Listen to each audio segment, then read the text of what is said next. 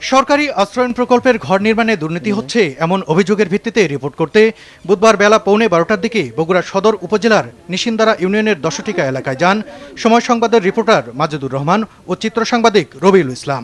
এ সময় স্থানীয় ইউপি সদস্য লুৎফর রহমান লাল মিয়া ও ইউনিয়ন শ্রমিক লীগের সভাপতি জনি ও তার সহযোগীরা লাঠিসোঁটা দিয়ে তাদের উপর অতর্কিত হামলা চালায়। বেধড়ক পিটুনিতে জ্ঞান হারান মাজেদুর রহমান ও রবিউল ইসলাম। এতেও ক্ষান্ত হয়নি হামলাকারীরা, ক্যামেরা ভাঙচুর করা হয়। তাতেও আক্রোশ না মেটায় লুট করে নেয় ক্যামেরা, মোবাইল ফোন, অন্যান্য সরঞ্জাম ও নগদ টাকা। খবর পেয়ে পুলিশ ও স্থানীয় সাংবাদিকরা তাদের উদ্ধার করে জিয়াউর রহমান মেডিকেল কলেজ হাসপাতালে নিয়ে যান। প্রায় 2 ঘন্টা পর মাজেদুর রহমানের এবং 3 ঘন্টা পর রবিউল ইসলামের জ্ঞান ফিরে আসে।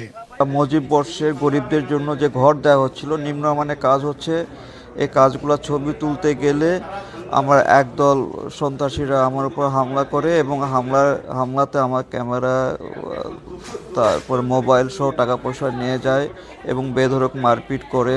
ঘটনা তদন্ত করে ব্যবস্থা নেওয়ার কথা জানান প্রশাসনের কর্মকর্তারা। এসে দেখি যে এরকম এই 2 জন সাংবাদিক এখানে শুয়ে আছেন। পরে এখানে ওই আরও স্থানীয় লোকজন ছিল, এখনও যে মহিলাগুলো আছে এখানে দেখলাম যে আরও মেম্বার সাহেবও আছে।